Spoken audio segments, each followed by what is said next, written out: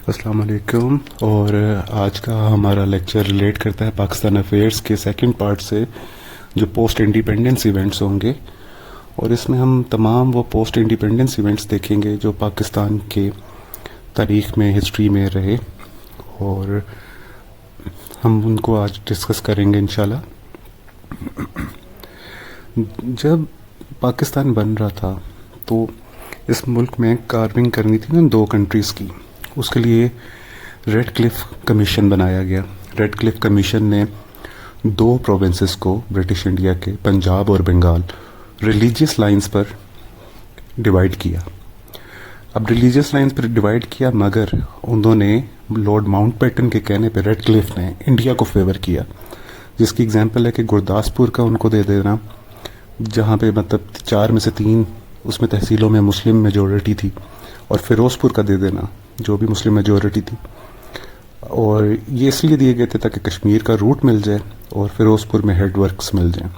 نیل فرگسن کی بک ہے جس میں انہوں نے یہ ڈیٹیل میں ذکر کیا ہے کہ ریڈ کلف وہ تھا، اور اس کے بدلے میں بعد میں ہمیں چٹاگونگ ہل ٹریکٹ دیے گئے تھے، پر وہ ایسٹ پاکستان کی طرف تھے.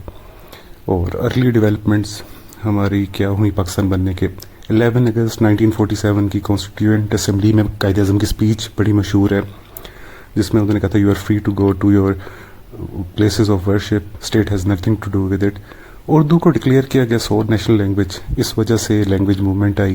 افغانستان کے ساتھ ٹیریٹوریل ایشوز تھے، افغانستان نے ہمیں قبول بھی نہیں کیا. کشمیر کے ساتھ وار ہو گئی، قائد اعظم وفات پا گئے، اور کشمیر سے وار کا تو آپ کو پتہ ہی ہے. خواجہ ناظم الدین بنے سیکنڈ گورنر جنرل. انڈیا نے انیکس کر لیا حیدرآباد کو.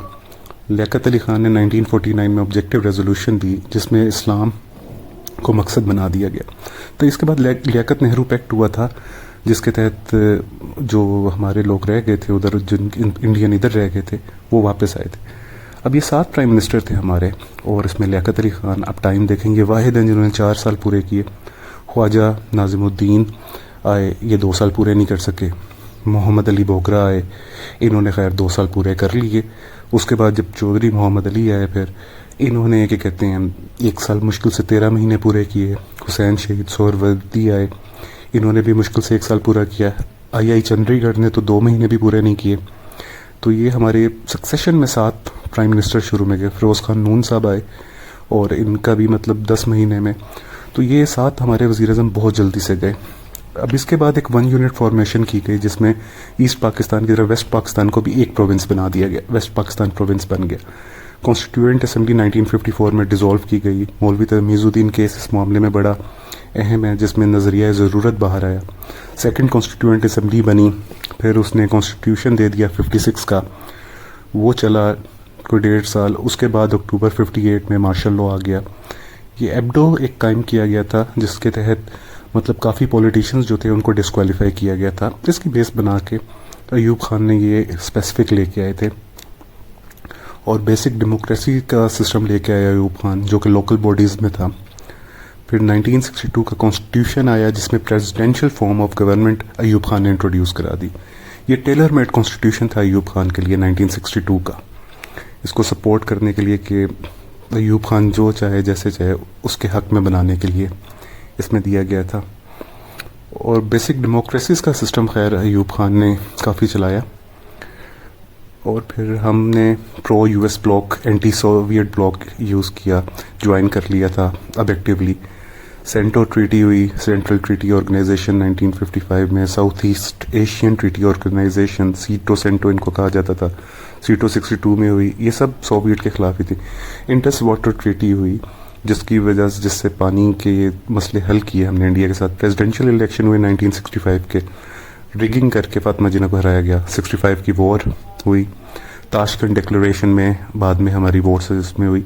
پیپلز پارٹی کی فارمیشن ہوئی 67 میں. بھٹو صاحب نے تاشکنڈ ڈکلریشن کے اس میں ریزائن کیا.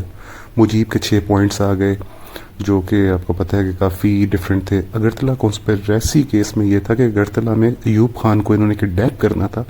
بنگالی وہاں پہ جو لوگ تھے وہ فورسز، اور انہوں نے یہ ڈیمانڈ رکھنی تھی کہ آپ بنگلہ دیش آزاد کریں. سیکنڈ مارشل لاء آ گیا یحییٰ خان کا. ایوب خان ریزائن کر گیا، اور پھر ایک بھولا سائیکلون 1970 کا تھا، بہت برا تھا، ایسٹ پاکستان میں آیا، اور اس کی وجہ سے کہتے ہیں پاکستان ٹوٹنے کی ایک وجہ وہ بھی بنا.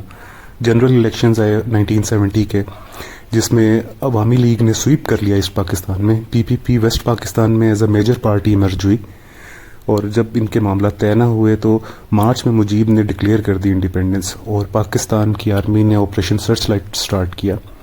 16 دسمبر کو سرنڈر کر دیا آرمی نے، اور نتیجتاً یہ ڈیبیکل ہو گیا ایسٹ پاکستان کا، اور ڈسممبرمنٹ ہوگی پاکستان کی 1971 میں.